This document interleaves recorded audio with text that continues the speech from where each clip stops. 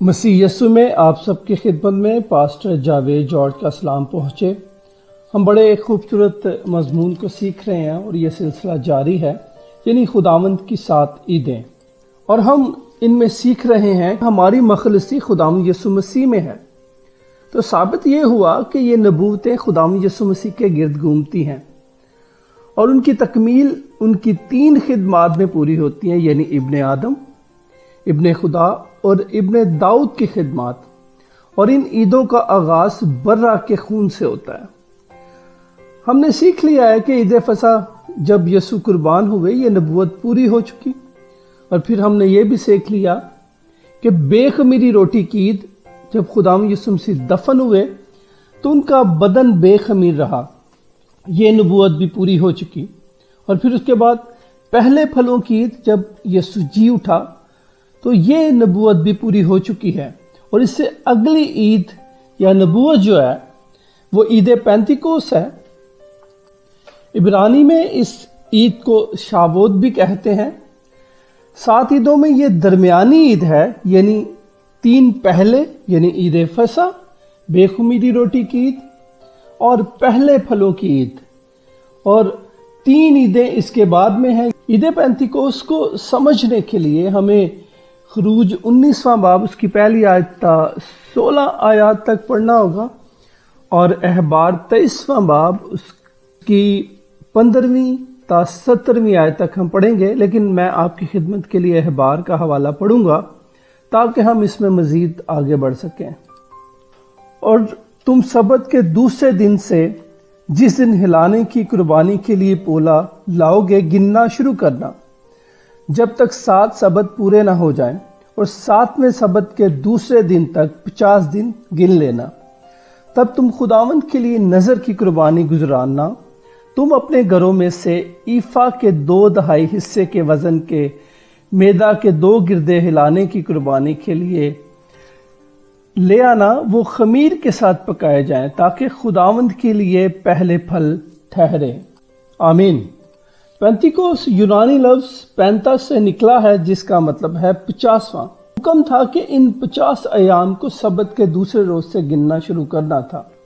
آئیے ہم پہلے دیکھ لیتے ہیں کہ پہلی عید پینتیکوس پر کیا ہوا، کیا واقعات رونما ہوئے، اور پھر ہم دیکھیں گے کہ وہ کس چیز کا عکس تھے۔ جب ہم خروج 19واں باب پڑھیں گے اس کی پہلی آیت سے 16ویں آیت تک تو اس کی ڈیٹیل آپ کو ملے گی۔ وہاں ہم دیکھتے ہیں بنی اسرائیل رفیدیم سے روانہ ہو کر سینا کے بیابان میں آتے ہیں اور وہیں پہاڑ کے سامنے ڈیرے لگاتے ہیں۔ خدا نے موسیٰ سے کہا لوگوں سے کہہ کے اپنے آپ کو پاک کریں، اور لوگوں نے اپنے آپ کو پاک صاف کیا۔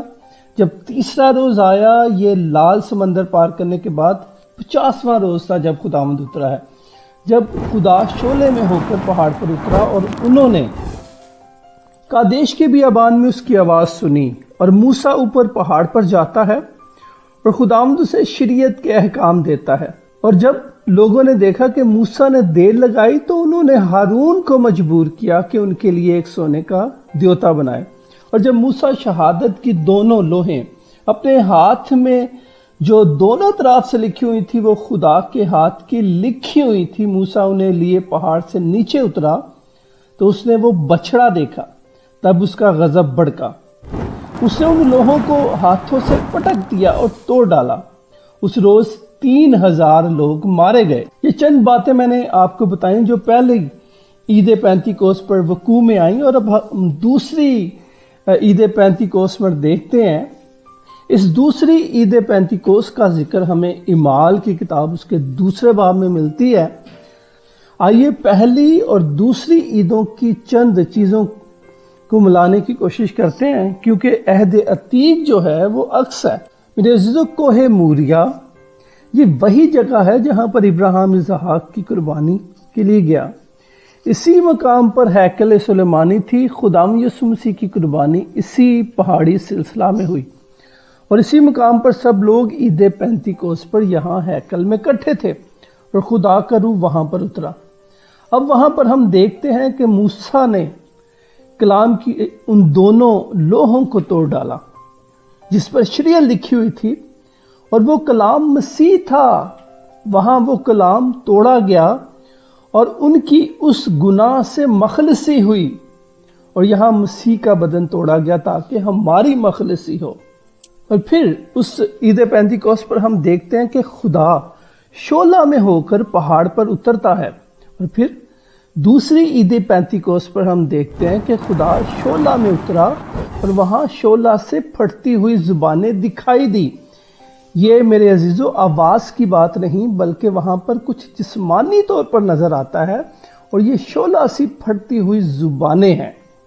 پہلی عید پینتیکوست پر وہاں پر لوگوں نے خداوند کی آواز کو سنا، اور یہاں پر دوسری عید پینتیکوست پر خدا غیر زبانوں میں بول رہا تھا، وہ شاگردوں کے وسیلہ بول رہا تھا اور لوگ سن رہے تھے۔ پہلی عید پینتیکوست میں خدا کے حکم تختیوں پر لکھ کر دیے گئے، وہاں خدا نے شریعت دی، اور دوسری عید پینتیکوست میں خدا فضل دیتا، اور یہ فضل تختیوں پر نہیں بلکہ دل پر لکھا گیا ہے۔ اور دوسرا کرنتھیوں 3 باب اس کی 3 آیت میں کہ تم مسیح کا خط ہو جو پتھر کی تختیوں پر نہیں بلکہ گوشت کی یعنی دل کی تختیوں پر لکھا گیا ہے۔ اور جب عبرانیوں کا خط ہم پڑھتے ہیں تو وہاں پولس بیان کرتا ہے یہ خدا کا عہد تھا، یہ خدا نے وعدہ کیا تھا کہ وہ اپنے قانون، اپنے احکام ہمارے دلوں پر لکھے گا۔ اور پھر ہم پہلی عید پینتیکوست پر دیکھتے ہیں کہ وہاں لوگوں نے گناہ کیا اور 3000 لوگ مارے گئے، اور یہاں پر ہم دیکھتے ہیں یہاں 3000 لوگ بحال ہو رہے ہیں۔ ایمانداروں کی زندگی میں عید پینتیکوست کیا ہے؟ میرے عزیزو اسے جاننا بہت ضروری ہے۔ یہ روح القدس کا بپتسمہ ہے، اور ہماری نئی پیدائش کے 3 مراحل ہیں۔ پہلا راست بازی، پھر تقدیس، پھر روح القدس کا بپتسمہ۔ عید فصح بے خمیری روٹی کی عید اور پہلے پھلوں کی عید، یہ مسیح کا مرنا، دفن ہونا اور مردوں میں سے جی اٹھنا ہے۔ بھائی برہنم بڑی خوبصورت بات کرتے ہیں، وہ کہتے ہیں کہ بچہ جب تک ماں کے پیٹ میں ہے گو وہ اس کے اندر زندگی ہے، اس کے پٹھے بھی حرکت کرتے ہیں، تاہم یہ ایک مختلف زندگی ہے۔ اور پھر وہ فرماتے ہیں کہ پیدائش کے بعد جب وہ اپنے نتھنوں کے ذریعے زندگی کی سانس لیتا ہے تو یہ ایک مختلف زندگی ہے، کیونکہ روح اس کے بدن کے اندر داخل ہوتا ہے۔ اور یوحنا کی انجیل 14 باب کی 16 آیت سے جب ہم پڑھنا شروع کرتے ہیں تو وہاں بھی یسوع مسیح نے بڑی خوبصورت بات بیان کی ہے کہ وہ ابھی ان کے ساتھ ہے اور ایک وقت آئے گا کہ وہ ان کے اندر ہوگا۔ یہاں پر خداوند یسوع مسیح اپنی ابن خدا کی خدمت کا اظہار کر رہے تھے جب وہ روح القدس کی صورت میں ان کے اندر ہوگا۔ اسی لیے رومیو کے خط میں پالوس فرماتا ہے 8ویں باب کے اندر، جس میں مسیح کا روح نہیں وہ اس کا نہیں۔ خداوند یسوع مسیح ساتھ تو یہودا اسکریوتی کے بھی تھا، تاہم عید پینتیکوست سے پیشتر ہی اس نے اپنا رنگ دکھا دیا۔ راست بازی اور تقدیس حاصل کرنے والے متلاشی خدا کے روح کو اپنے اوپر اور ساتھ تو رکھنے کا تجربہ حاصل کر سکتے ہیں، تاہم روح القدس کا بپتسمہ ان میں خدا کی زندگی کو لاتا ہے۔ ہم نے راست بازی کے پیغام کو مارٹن لوتھر کے وسیلے پایا، اور پھر تقدیس کے پیغام کو یعنی اپنے آپ کو مقدس کرنا تاکہ خدا کا روح ہمارے اندر آئے، یہ ہم نے جان ویزلی کے وسیلہ سے پایا۔ اور زمانہ کے آخر میں روح القدس کا بپتسمہ جو کہ ہمارے لیے اٹھائے جانے کا پیغام ہے، یہ بھائی برانم کے وسیلہ ہم تک پہنچا، یعنی عقابی مسیح میں جو کہ مردوں میں زندگی لانے کا باعث بنا۔ تسلیکیوں 4 باب میں یہ آسمانی للکار ہے، یہ وہی للکار ہے جس نے کہا ہے لازر باہر نکلا۔ آج یہ پیغام ہمارے زمانے کے لیے مردوں میں زندگی کا باعث ہے۔ کن مردوں میں؟ جن کا ذکر یسوع مسیح نے کیا۔ متی 8ویں باب کے اندر یسوع نے کہا تم میرے پیچھے چلو اور مردوں کو اپنے مردے دفن کر۔ ہمارا زمانہ روح القدس کے بپتسمہ کا زمانہ، اور ہمارے پاس یہ پیغام ہے، سونے والے جاگ اور مردوں میں سے جی اٹھ تو مسیح کا نور تجھ پر چمکے گا۔ اور مردوں میں سے جی اٹھنا روح القدس کے بپتسمہ کے بغیر ممکن نہیں۔ یعنی مکمل بات یہ ہے کہ خدا سب کے اوپر، درمیان اور اندر۔